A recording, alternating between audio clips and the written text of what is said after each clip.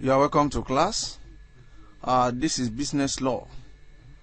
You should know that the purpose of business law in your profession is to get you familiar with the law regulating your business environment. So we have this table of content. We have number one. These are the topics we are going to deal with. We have sources of Nigerian law. We have organization and function of the courts. We have number 3, forms of liability. Number 4, law of contracts. Number 5, law of agency. Number 6, sale of goods. Number 7, hire, purchase and equipment leasing. Number 8, law of employment. Number 9, law of insurance. Number 10, company law. Number 11, law of partnership. Number 12, law of banking and negotiable instruments. And then number 13, we have law of trust. So these are the topics. So let us go into the first topic, which has to do with sources of Nigerian law.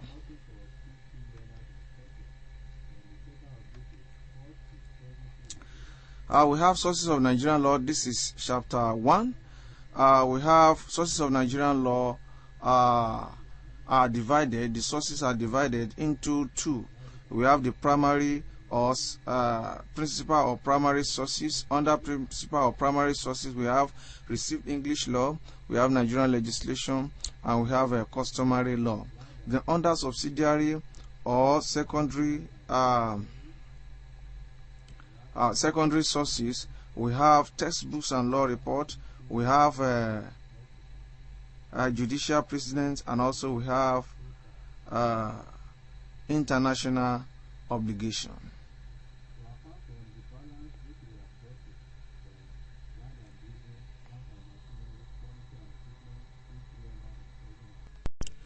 So let us look at received English law. Received English law, based on what is here, the received English law is very important where it has to do with sources of Nigerian law. It's a law that came into existence in Nigeria through the process or administration of the colonial master.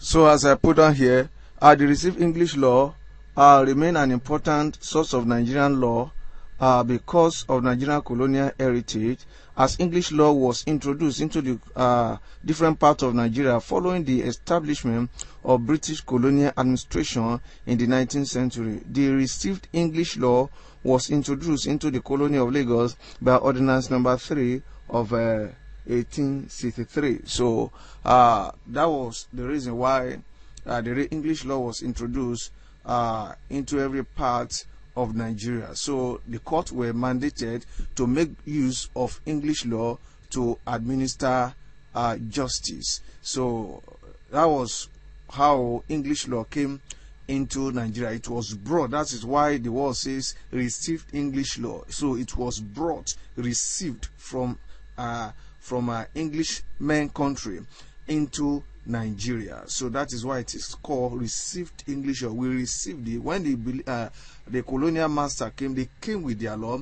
and all courts in Nigeria were mandated to make use of English law to administer justice. We have different type of we have 3 types of received English law. We have common law, which we are going to examine later. Common law. We have number 2, doctrine of equity.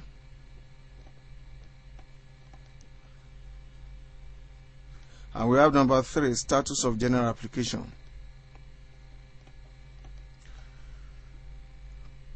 Status of general application. So these are the 3 branches of received English law. So let us look at each of them. So we have what we call common law.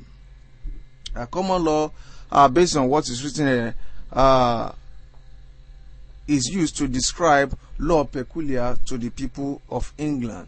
So it has to do with their way of life. It's peculiar to the people of England. it talk about their way of life, what they believe. So it also talk about their culture, what they are, what they hold on to right from the beginning. So that is common law. Common law is so peculiar to the people of England. So it is common to the people of England. So it covers what they believe and all areas of their lives. That's why I say here that the term common law is used in several senses, but as a principle, or as a principal source of Nigerian law, it means the law developed by the old common law court. So it was developed by the old common law court of England. The common law, the court of England is known as King Bench, or court of common plea, or court of exchequer. So that was the court that developed common law. So we have characteristics of common law. Number one is that the common law is not a written law. Number one,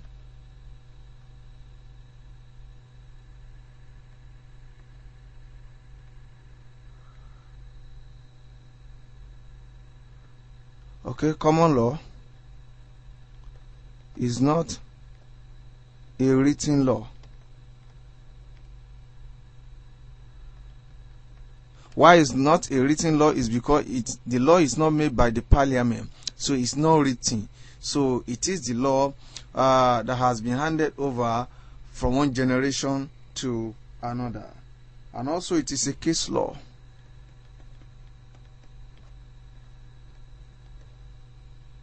It is a case law means that it is law that is empowered by decided cases. So it is a case law. It is being empowered.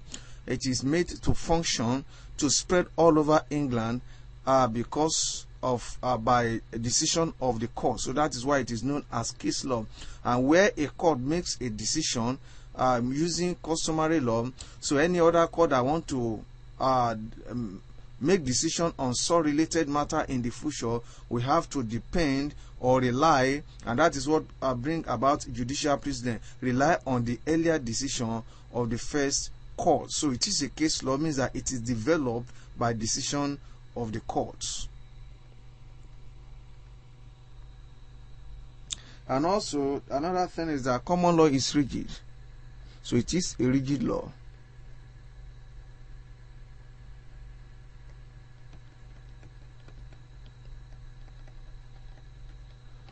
So what do you mean by it is a rigid law means that it is very hard to amend.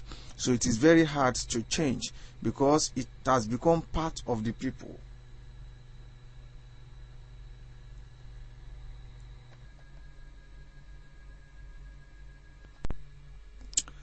Right.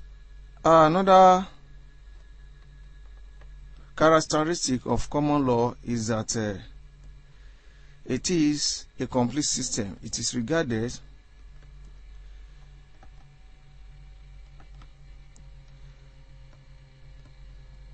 a complete system means that it's having is able to give answers to so many questions. So it is a complete system means it covers all areas of issues. So in England, all matters. So it is the law that is having answers to so many questions of life. So that is why it is regarded as a complete system. So these are the characteristics of common law. Let us look at the second one, which is doctrine of equity. Equity has to do with fairness. So that is why this place says the ordinary meaning of equity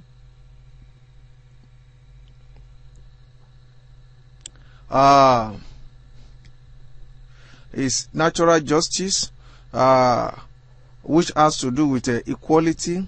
It has to do with fairness. So it also has to do with good conscience. Equity was introduced into England because of the position or the rigidity of common law. So there was a lot of complaint to the king then concerning common law.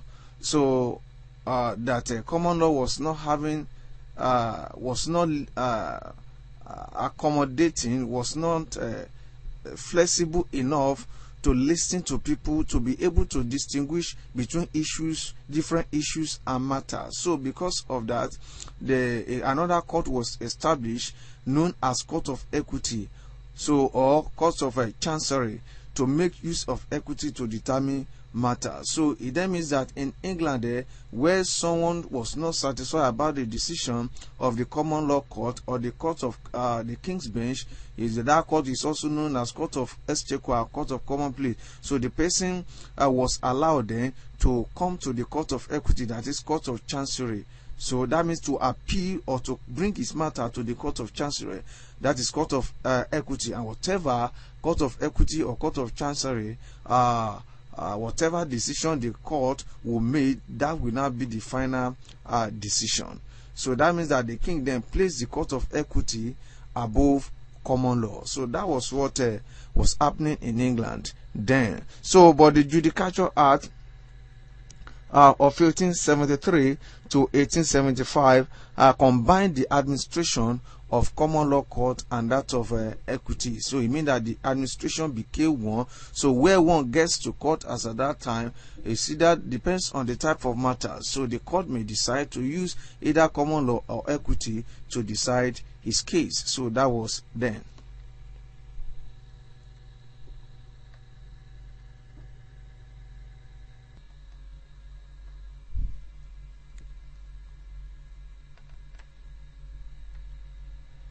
And let us look at what we call maxim of equity. Those are the maxim means the terms used to describe the function of equity. So we used to say that equity follows the law.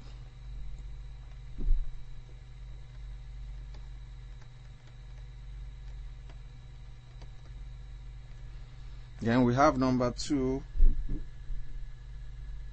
Delay defeat equity.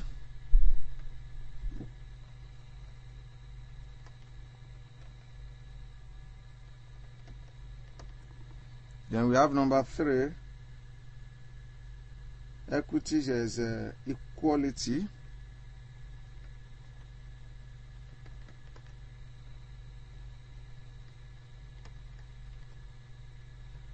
Then we have another one. He who comes to equity must come with clean hands.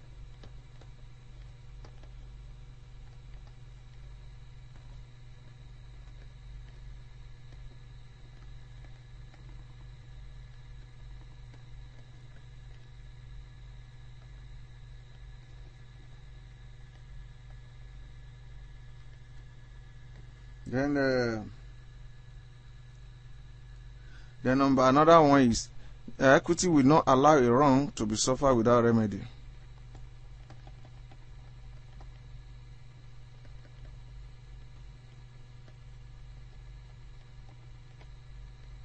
Suffered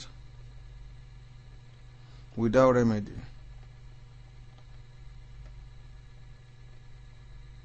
So these are the terms used to describe what equity is all about. So he talked about the beauty of equity, he talked about the acceptance of equity. So that is all these signifies. So equity follows the law means that equity will only come to assist you after you must have been to the common law court. So that is, and you are not satisfied, the equity will not come in. Equity is only following the law. It's not at the front. The law is at the front. Number 2, delay defeat equity. It means that if you have been to the common law court and you have an issue, you are not satisfied, you quickly come to the Court of Equity. If you delay, then the decision of the Court of Common Law will be carried, will be executed on you. Then also number 3, equity is equality, means everybody equity and treat everybody equally. Then number 4, he who comes to equity must come with clean hands. That means that if you want to come to equity for equity to support, assist you, then you must be innocent. Then also equity will not allow a wrong to be suffered without a remedy. So where you suffer wrong, equity is there to give you remedy. So those are the things that brings the points that bring about the beauty of equity over and above common law. Then let us look at characteristic of equity. We have a lot of characteristics of equity. Equity also is not a written